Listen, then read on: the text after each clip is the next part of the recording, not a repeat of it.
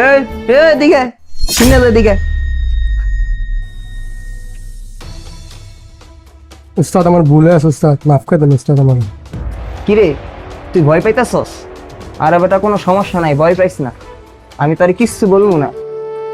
উস্তাদ আমি আপনার আগে অনেক খারাপ ভাববো উস্তাদ, আজকে আমি আমার ভুল বুঝতে পারছি উস্তাদ। আরে বেটা ওস্তাদরা কখনোই খারাপ হয় না। আমি হয়তো তোর সাথে একটু খারাপ ব্যবহার করি, দমকাদমকি করি, কি করবো বল, আমারও অনেক খারাপ লাগে। কিন্তু আমি যদি তোর সাথে দমকাদমকি না করি, খারাপ ব্যবহার না করি, তাহলে তো তুই কাজের প্রতি মনোযোগী হবি না।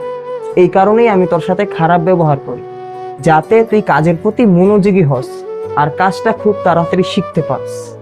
ঠিক আছে উস্তাদ, এরপর আমি কাজের প্রতি অনেক মনোযোগ থাকবো। ওকে ওকে ঠিক আছে, কোনো সমস্যা নেই, যা কাজ ভালো করে কর।